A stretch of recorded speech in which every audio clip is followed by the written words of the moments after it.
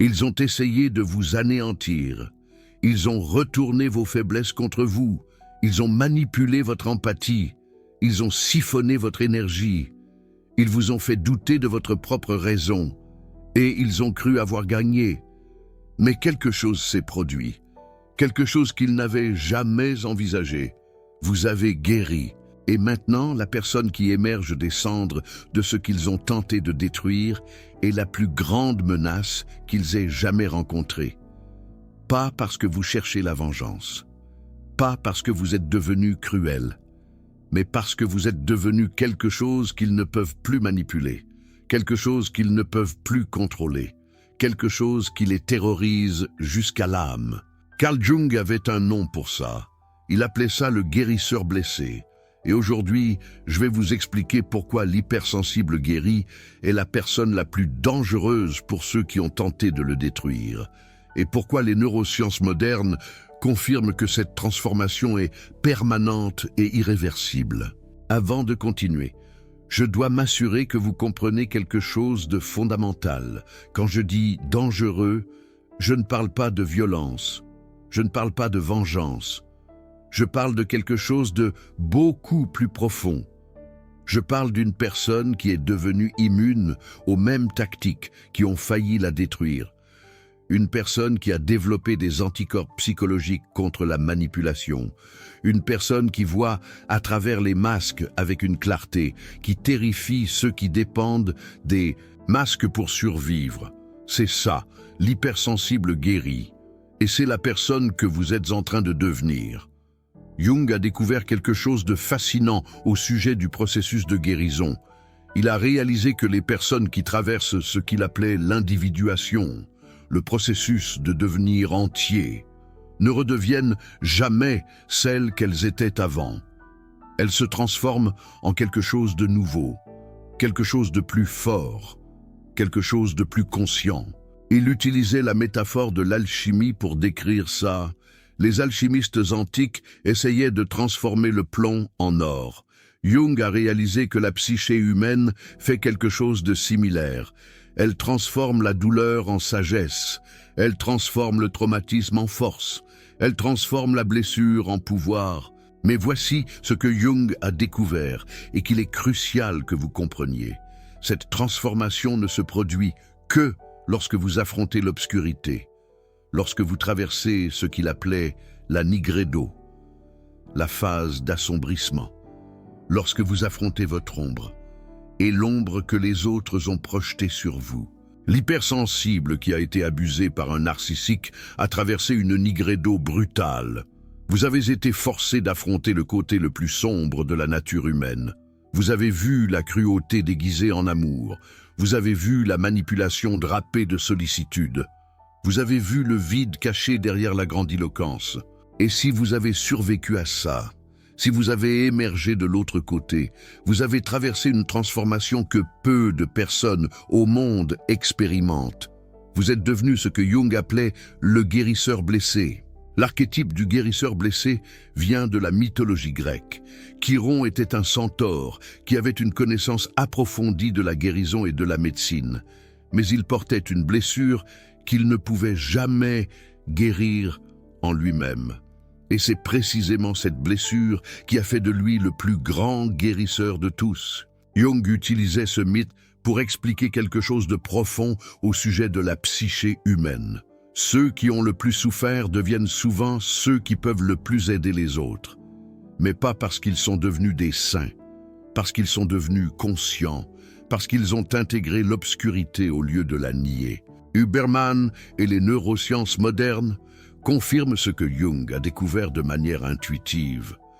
Les recherches sur la neuroplasticité montrent que le cerveau humain se reconfigure littéralement après des expériences intenses. Les circuits neuronaux qui traitent les menaces, les émotions et les relations peuvent être complètement réorganisés. Le docteur Victor Carrion, spécialiste du PTSD à Stanford, a expliqué dans le Huberman Lab que le cerveau de celui qui a subi un traumatisme peut développer de nouvelles connexions qui n'existaient pas auparavant. Ces connexions permettent de traiter l'information différemment. permettent de reconnaître des schémas qui étaient auparavant invisibles, permettent de répondre au lieu de réagir. C'est exactement ce qui se passe avec l'hypersensible guéri. Son cerveau ne revient pas à l'état antérieur au traumatisme. Il évolue vers un état nouveau, un état qui inclut toute la connaissance acquise pendant la souffrance, mais sans la douleur chronique qui accompagnait cette connaissance. Laissez-moi vous expliquer exactement ce qui change chez l'hypersensible lorsqu'il guérit. Ce sont 7 transformations qui font de cette personne la plus grande menace pour ceux qui ont tenté de la détruire. La première transformation est la perception sans absorption. Avant la guérison, l'hypersensible absorbait les émotions des autres, sentait la douleur d'autrui comme si c'était la sienne, portait le poids émotionnel de tous ceux qui l'entouraient. Cela le rendait vulnérable à la manipulation. Le narcissique pouvait injecter des émotions négatives et l'hypersensible les absorbait automatiquement. Après la guérison, quelque chose change. L'hypersensible perçoit toujours, sent toujours, détecte toujours les émotions des autres avec une précision chirurgicale. Mais il arrête d'absorber. Il développe ce que Jung appellerait des frontières psychiques.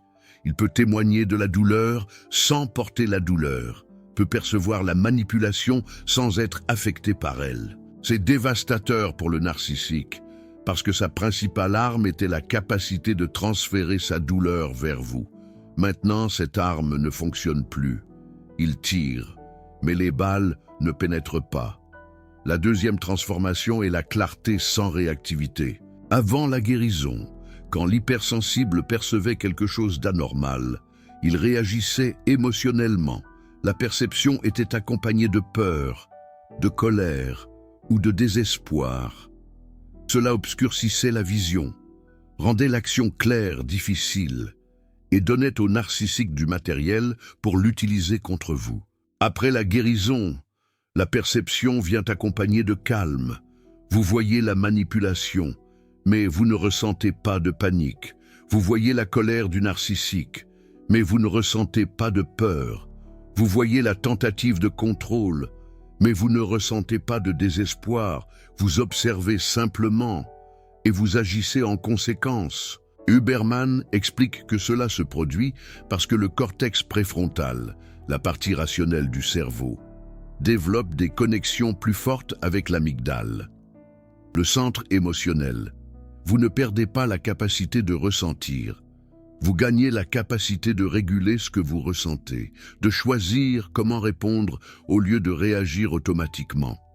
La troisième transformation est la confiance dans sa propre perception. Une des tactiques les plus dévastatrices du narcissique est le gaslighting. Vous faire douter de ce que vous voyez, questionner votre raison, vous convaincre que le problème c'est vous, pas lui. L'hypersensible avant la guérison était particulièrement vulnérable à ça. Sa nature empathique le poussait à considérer la perspective de l'autre. Sa tendance à l'auto-questionnement le faisait douter de lui-même. Le narcissique exploitait ça sans pitié. Après la guérison, quelque chose change radicalement. Vous arrêtez de douter, pas parce que vous êtes devenu arrogant, mais parce que vous avez appris, de la manière la plus douloureuse possible, à faire confiance à ce que vous percevez. Vous avez vu que vous aviez raison tout le temps. Vous avez vu que votre intuition était précise. Et maintenant, personne ne vous fera douter à nouveau. Ça terrorise le narcissique, parce que le gaslighting était son outil le plus puissant. Sans lui, il ne parvient pas à contrôler le récit. Ils ont essayé de vous anéantir. Ils ont essayé de vous faire douter de votre propre réalité. Mais ils n'y sont pas parvenus. Car la réalité, perçue avec une clarté impitoyable, est dévastatrice pour ceux qui prospèrent dans le mensonge. La quatrième transformation, c'est la capacité de partir, tout simplement. Avant la guérison, l'hypersensible était piégé dans des relations toxiques. Son empathie le poussait à vouloir aider. Son espoir le maintenait dans l'illusion d'un changement. Sa peur du conflit l'empêchait de s'enfuir. Il restait, souffrait, et restait encore un peu. Après la guérison, Vous développez la capacité de simplement partir, sans drame, sans longues explications, sans tentative de réparer l'irréparable. Vous percevez la toxicité, évaluez la situation, et vous vous en allez. Point final. C'est quelque chose que le narcissique n'anticipe absolument pas. Il est habitué à ce que les gens restent, qu'ils implorent, qu'ils essaient de trouver des solutions. Quand vous disparaissez soudainement, il perd tout son pouvoir, parce que son pouvoir dépendait de votre présence, de votre attention, de votre énergie. La 5e transformation, c'est l'immunité au cycle. Le narcissique opère selon un cycle prévisible. Idéalisation, dévalorisation, rejet, et puis souvent une tentative de réconciliation. Il revient, promet des changements, montre du remords, et le cycle recommence. C'est une danse macabre. Avant la guérison, l'hypersensible était vulnérable à ce cycle, à l'espoir que cette fois, ce serait différent, au souvenir des bons moments, à la croyance dans le potentiel qu'il voyait chez le narcissique. Après la guérison, vous voyez le cycle pour ce qu'il est, une stratégie de contrôle, une manipulation calculée, et vous devenez complètement immune. Quand il revient, vous ne ressentez rien, ni colère, ni nostalgie, ni espoir. Seulement la reconnaissance d'un schéma qui ne vous affecte plus. C'est comme observer un automate. La 6e transformation, c'est la voix qui ne se tait plus. Avant la guérison, l'hypersensible se taisait souvent, évitait les conflits, avalait ce qu'il voulait dire, maintenait la paix à tout prix, même si ce prix était sa propre dignité. Après la guérison, vous trouvez votre voix. Pas une voix agressive, pas une voix vengeresse, mais une voix claire, ferme, impossible à ignorer. Vous dites ce qui doit être dit, sans peur, sans hésitation, sans vous excuser d'exister. Cela change complètement la dynamique du pouvoir. Le narcissique dépendait de votre silence, de votre disposition à garder des secrets, de votre réticence à exposer la vérité. Quand vous trouvez votre voix, il perd le contrôle du récit. La 7e transformation, c'est la capacité d'inspirer les autres. Carl Jung a découvert que le guérisseur blessé ne fait pas que se guérir lui-même. Il devient capable d'aider les autres à guérir. Pas parce qu'il donne des conseils, mais parce que sa propre existence prouve que la guérison est possible. Quand d'autres victimes de narcissiques vous voient, elles voient de l'espoir. Elles voient qu'il est possible de s'en sortir. Elles voient qu'il est possible de se rétablir. Elles voient qu'il est possible de devenir plus fort qu'avant. Et ça, c'est puissant. Le narcissique dépend de l'isolement de ses victimes, de la sensation qu'il n'y a pas d'échappatoire, de la croyance que personne ne comprendra. Quand vous devenez un exemple vivant de rétablissement, vous brisez cet isolement. Vous montrez qu'il existe un autre chemin. Maintenant, laissez-moi vous expliquer pourquoi ces transformations sont permanentes. Pourquoi le narcissique ne peut pas inverser ce qui s'est produit en vous. Les neurosciences sont claires à ce sujet. Lorsque le cerveau subit une réorganisation significative, les nouvelles connexions deviennent partie intégrante de sa structure. C'est la neuroplasticité. Le cerveau modifie littéralement son architecture. Andrew Huberman en parle souvent. Le docteur Victor Carrion a expliqué qu'il existe des fenêtres critiques de plasticité, des périodes où le cerveau est particulièrement ouvert au changement. Les expériences traumatiques ouvrent ces fenêtres. Et si la personne effectue un travail de guérison pendant cette fenêtre, les changements se consolident de manière permanente. L'hypersensible qui a subi des abus narcissiques et a ensuite effectué le travail de guérison a traversé exactement ce processus. Le traumatisme a ouvert la fenêtre. La guérison a réorganisé les connexions. Et maintenant, ces nouvelles connexions font partie de qui vous êtes. Cela signifie que vous ne pouvez pas simplement redevenir qui vous étiez avant. Vous avez évolué, et cette évolution est irréversible. Le narcissique le sent intuitivement. Il perçoit que quelque chose a changé. que les vieilles tactiques ne fonctionnent plus, que vous ne réagissez plus de la même manière, et cela le déstabilise profondément. Parce que le narcissique dépend de schémas prévisibles. Il connaissait vos déclencheurs, savait comment vous manipuler, avait un manuel d'utilisation pour vous contrôler, et soudain, ce manuel ne fonctionne plus. Vous êtes devenu imprévisible pour lui. Et il n'y a rien de plus menaçant pour un manipulateur que quelqu'un qu'il ne parvient plus à prévoir. Carl Jung avait une phrase qui capture parfaitement cette dynamique. Il disait que les personnes les plus dangereuses sont celles qui ont intégré leur ombre. Parce qu'elles n'ont plus peur de l'obscurité. Elles ont marché dans l'obscurité, connaissent l'obscurité et en ont émergé avec une connaissance qui ne peut pas être retirée. L'hypersensible guéri, c'est exactement ça. Vous avez marché dans l'obscurité de l'abus, connu la cruauté humaine de près, affronté votre propre ombre et l'ombre qui a été projetée sur vous. Et vous avez émergé avec une clarté que peu possèdent. Cette clarté est votre arme. Pas une arme d'attaque, mais une arme de défense absolue. Personne ne peut plus vous manipuler parce que vous voyez à travers tout. Vous reconnaissez les tactiques avant même qu'elles ne soient appliquées. Vous percevez les intentions avant qu'elles ne soient révélées. Maintenant, je veux vous parler de ce qui se passe quand le narcissique réalise que vous avez changé. Parce que cette prise de conscience engendre une série de réactions que vous devez comprendre. La première réaction, c'est la tentative de reprendre le contrôle. Le narcissique va essayer les vieilles tactiques, va essayer de vous faire douter, va essayer d'activer les anciens déclencheurs, va essayer de vous ramener dans le cycle.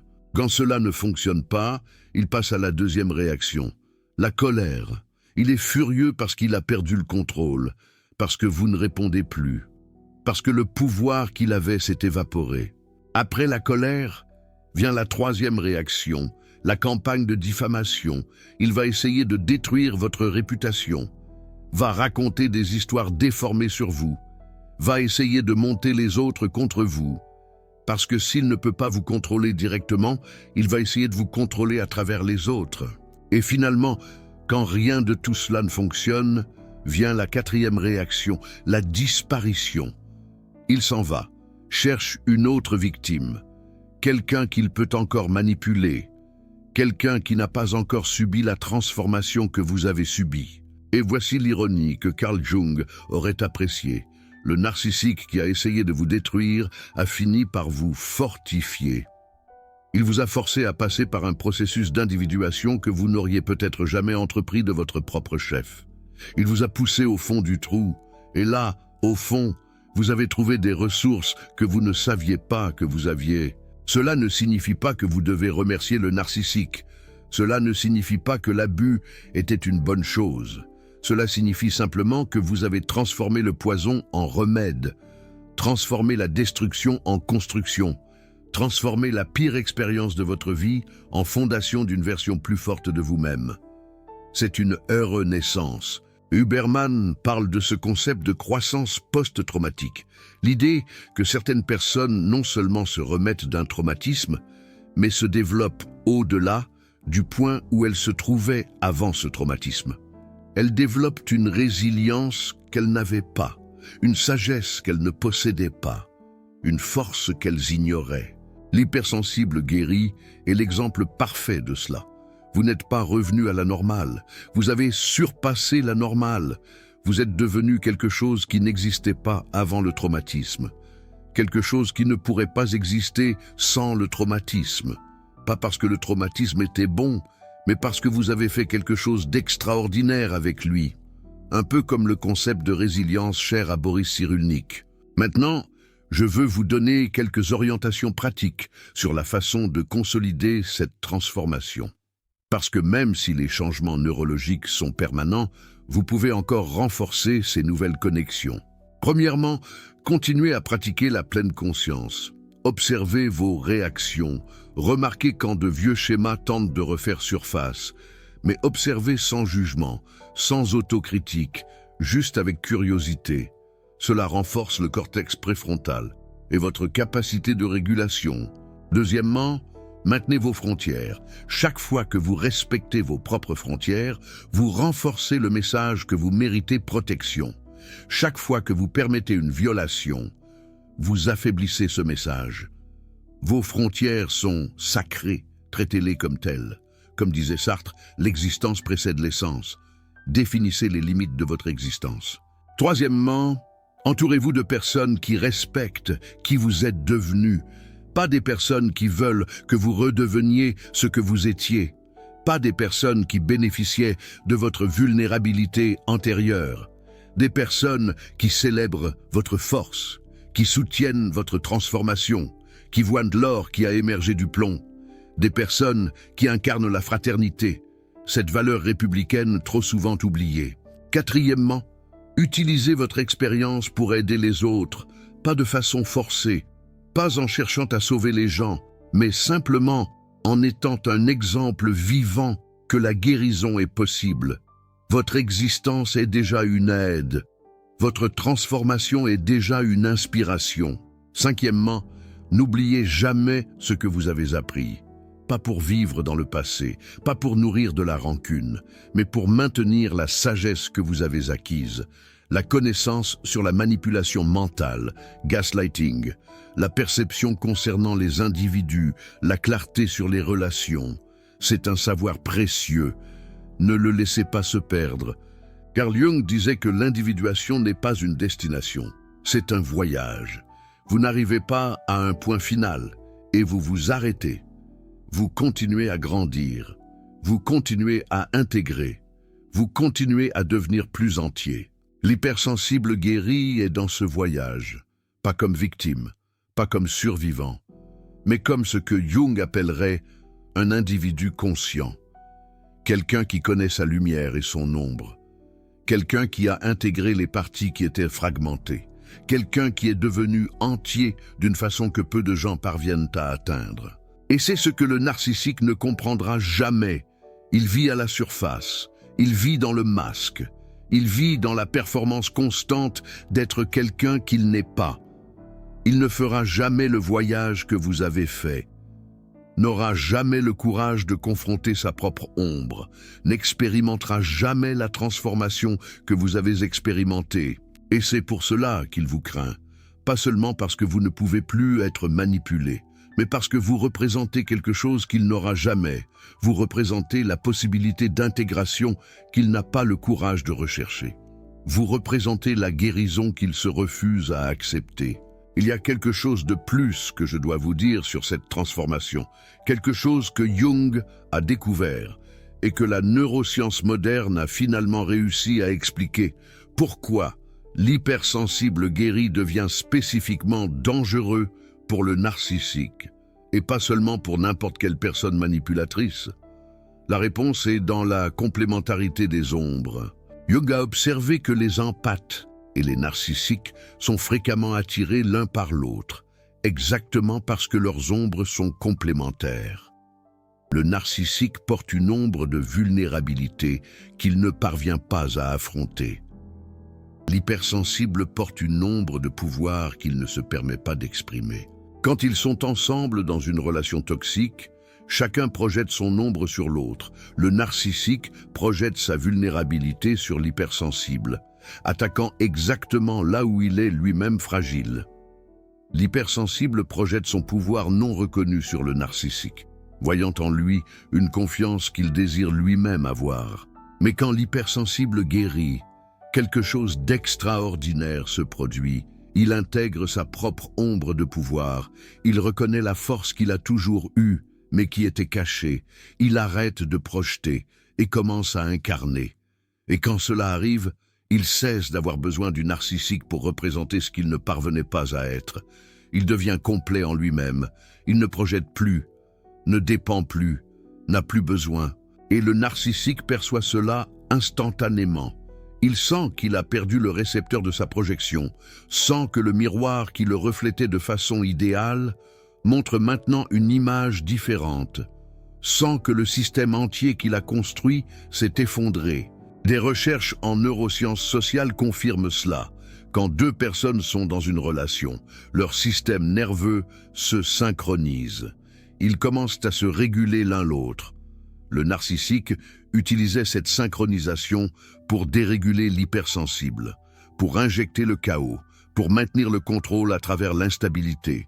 Quand l'hypersensible guérit, il développe ce que les chercheurs appellent une autorégulation autonome.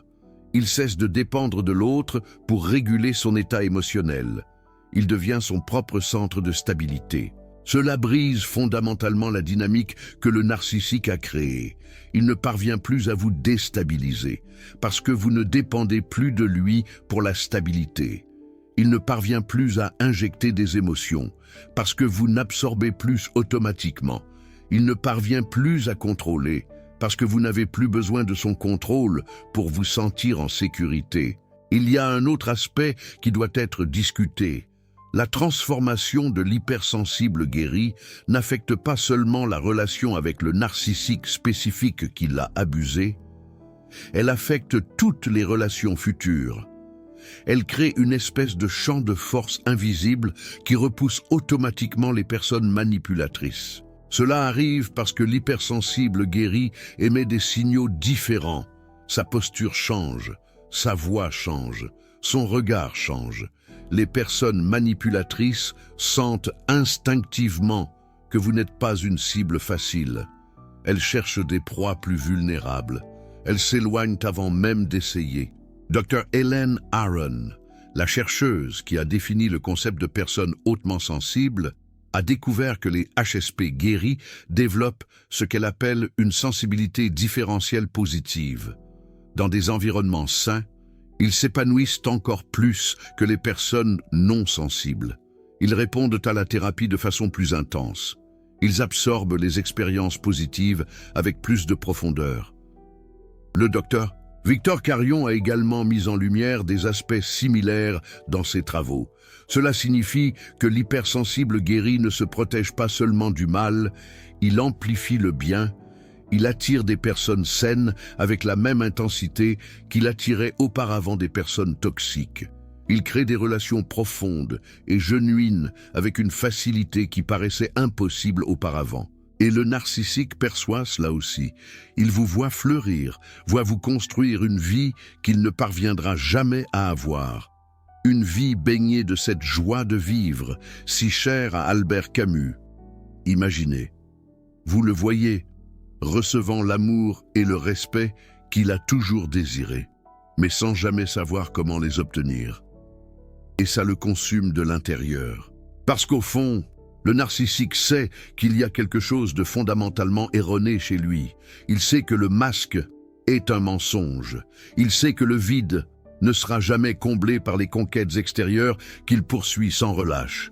Et quand il vous voit, quelqu'un qui a traversé le pire qu'il pouvait offrir et qui a émergé, transformé, il est confronté à une vérité qu'il ne peut absolument pas supporter. Vous avez fait ce qu'il n'aura jamais le courage de faire. Vous avez affronté votre ombre, vous avez traversé l'obscurité, vous avez guéri profondément. Et lui, il reste prisonnier de cette même performance vide qu'il a toujours vécue. Il continue de chercher une validation externe qui ne le satisfait jamais. Il continue de courir d'une proie à l'autre, répétant le même cycle destructeur, sans jamais changer, sans jamais grandir, sans jamais guérir. Les recherches le confirment, les narcissiques changent rarement. Une étude qui a analysé 51 recherches, avec plus de 37 000 participants, a conclu que les traits narcissiques sont extrêmement stables dans le temps. Pendant que vous évoluiez, lui, il restait exactement là où il était. Pendant que vous vous transformiez, il continuait de répéter les mêmes schémas. C'est ça, l'ironie ultime. Le narcissique pensait que vous détruire prouverait son pouvoir. Au lieu de cela, ça a prouvé le vôtre. Ça a prouvé que vous aviez la force de survivre à ce à quoi lui ne survivrait pas. Ça a prouvé que vous aviez le courage d'affronter ce qu'il fuit, toute sa vie. Ça a prouvé que vous étiez, depuis le début, plus fort que lui ne le sera jamais. Carl Jung a écrit que nous ne devenons pas illuminer en imaginant des figures de lumière, mais en rendant l'obscurité consciente. Vous avez fait exactement ça. Vous n'avez pas fui l'obscurité, vous l'avez traversée. Et maintenant, vous portez une lumière qui a été forgée dans l'obscurité la plus profonde. Une lumière que personne ne peut éteindre. Le narcissique a essayé de vous éteindre. Au lieu de cela, il a allumé en vous une flamme qui illumine maintenant votre propre chemin et le chemin des autres qui sont encore dans l'obscurité. Vous êtes la preuve vivante que la destruction peut se transformer en création, que la douleur peut se transformer en sagesse, que l'abus peut se transformer en force. Vous êtes le guérisseur blessé de Carl Jung. Vous êtes la plus grande menace pour celui qui a essayé de vous anéantir, et vous ne faites que commencer à découvrir ce dont vous êtes capable de faire. Il y a une dernière chose que j'ai besoin que vous compreniez. La transformation que vous avez vécue n'est pas seulement personnelle, elle a un effet d'entraînement qui se propage bien au-delà de vous. Chaque personne qui guérit de l'abus narcissique affaiblit le système, qui permet au narcissique de prospérer. Chaque victime qui se relève est une preuve vivante que la manipulation a des limites. Chaque guérisseur blessé qui émerge de l'obscurité illumine le chemin pour les autres. Vous n'êtes pas seulement en train de vous sauver, vous participez à quelque chose de plus grand, à un mouvement silencieux de personnes qui se sont réveillées, qui ont vu à travers les masques, qui refusent d'être victimes à nouveau. Et ce mouvement grandit chaque jour, chaque vidéo, chaque histoire partagée, chaque personne qui comprend finalement qu'elle mérite mieux. Le narcissique dépend d'un monde où les victimes restent silencieuses, où la honte maintient les gens sous silence, où la peur empêche la guérison. Quand vous guérissez et que vous partagez votre parcours, vous aidez à créer un monde différent, un monde où la manipulation est reconnue, où les schémas sont identifiés, où les gens savent qu'ils ne sont pas seuls. Avant de terminer, je veux vous poser une question. Percevez-vous le changement en vous-même ? Sentez-vous que vous êtes devenu quelqu'un de différent après avoir traversé cette guérison? Remarquez-vous comment les personnes qui ont essayé de vous manipuler réagissent maintenant différemment envers vous? Commentez ici en dessous. Racontez votre expérience de transformation. Vous n'êtes pas seul. Il y a des milliers d'autres personnes qui regardent cette vidéo, qui ont traversé le même processus, qui ont émergé plus fortes, qui sont devenues des menaces pour ceux qui ont essayé de les détruire. Quand vous partagez votre histoire, vous inspirez d'autres personnes qui sont encore au milieu du processus. Vous montrez qu'il est possible d'arriver de l'autre côté. Vous devenez le guérisseur blessé que Carl Jung a décrit, aidant les autres, simplement en existant. Et si cette vidéo vous a aidé à comprendre votre propre transformation, considérez soutenir ce travail. Le Super Thanks, juste en dessous, est une façon pour vous de participer. Vous n'êtes pas en train d'être drainé comme avec le narcissique. Vous choisissez de soutenir quelque chose qui vous redonne de la valeur, quelque chose qui vous aide à comprendre qui vous êtes devenu. Carl Jung a écrit que la personne la plus dangereuse est celle qui a fait la paix avec elle-même, parce qu'elle n'a plus rien à prouver, rien à cacher, rien à craindre. Vous êtes en train de devenir cette personne. Le narcissique a essayé de vous détruire. Au lieu de cela, il a créé sa plus grande menace. Utilisez ce pouvoir avec sagesse. À la prochaine vidéo. Et rappelez-vous, vous n'êtes plus la personne qu'ils ont essayé de détruire. Vous êtes quelqu'un de complètement nouveau, quelqu'un de plus fort, quelqu'un qu'ils craignent maintenant. Voilà votre transformation, voilà votre victoire.